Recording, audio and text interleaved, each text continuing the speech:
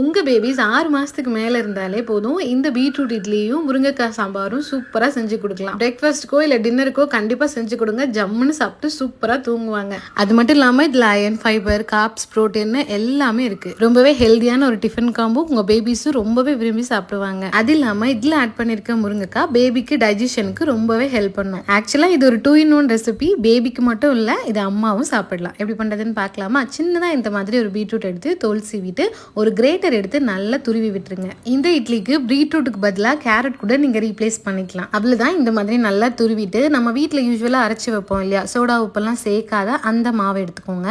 வீட்டில் அரைச்ச இந்த மாவுல உப்பு போடாம கொஞ்சம் பாப்பாக்குன்னு எடுத்துக்கோங்க. நம்ம துருவி வச்சிருந்த அந்த பீட்ரூட்டை இந்த மாவோட சேர்த்து நல்லா மிக்ஸ் பண்ணிக்கோங்க. நல்லா சூப்பரா பிங்க் கலர்ல ஒரு மாவு பேட்டர் ரெடி ஆயிரும். அவ்வளவுதான். இப்போ இட்லி ஊத்திடலாம். ஒரு இட்லி பாத்திரம் எடுத்துட்டு நெய் சேர்த்துக்கோங்க. எண்ணெய் வேண்டாம். இட்லி தட்டுல ஃபுல்லாவே நெய் அப்ளை பண்ணிட்டு இந்த பேட்டரை நம்ம ஊத்திக்கலாம். 5 இட்லியுமே பேபிக்கு கிடையாது, ஒன்று மட்டும் தான் பேபிக்கு, மீதி எல்லாம் அம்மாக்கு. சிசரியனோ நார்மல் டெலிவரியோ கண்டிப்பாக பிளட் லாஸ் இருந்திருக்கும். இந்த மாதிரி ஏதாவது ஹெல்த்தியாக டிஃபன் பண்ணும்போது கொஞ்சம் நம்மளையும் கேர் பண்ணிக்கலாம். நமக்கும் ஹெச்பி ஏறும்.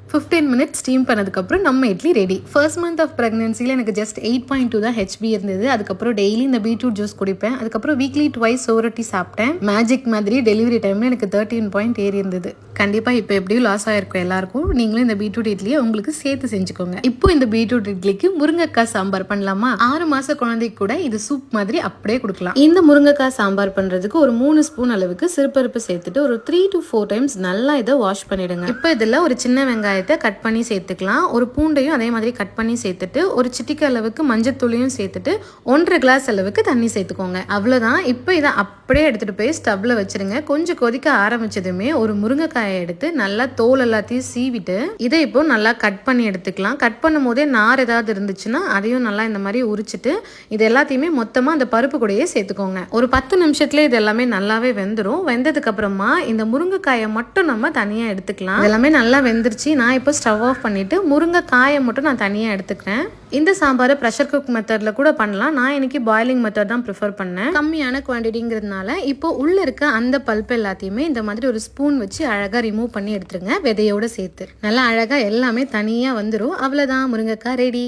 இப்போ வேக வச்ச அந்த பருப்பையும் இந்த முருங்கைக்காயும் சேர்த்து கோர்ஸா பிளெண்ட் பண்ணி எடுத்துக்கோங்க.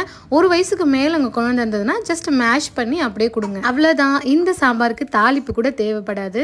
எந்த டைப் ஆஃப் இட்லிக்கு கூட இந்த சாம்பாரை பேர் பண்ணி உங்க குழந்தைங்களுக்கு கொடுங்க. ஏன் வடிச்ச சாப்பாட்டு கூட இதுல கலந்து கொஞ்சமா நெய் ஊற்றி உங்க குழந்தைங்களுக்கு கொடுக்கலாம். நான் இன்னைக்கு பீட்ரூட் இட்லி எடுத்திருக்கேன். நான் இதை 30 மினிட்ஸ்ல ஊட்டி முடிச்சிட்டேன். நீங்களும் இடையில பிரேக் விட்டு வேடிக்கைலாம் காமிச்சு கொடுங்க. கண்டிப்பா ஒரு இட்லி ஃபுல்லா சாப்பிடுவாங்க. இன்னும் நிறைய பேபி ஃபுட் ரெசிபிஸ் இருக்கு. நம்ம பேஜை ஃபாலோ பண்ணிக்கோங்க. தேங்க்யூ.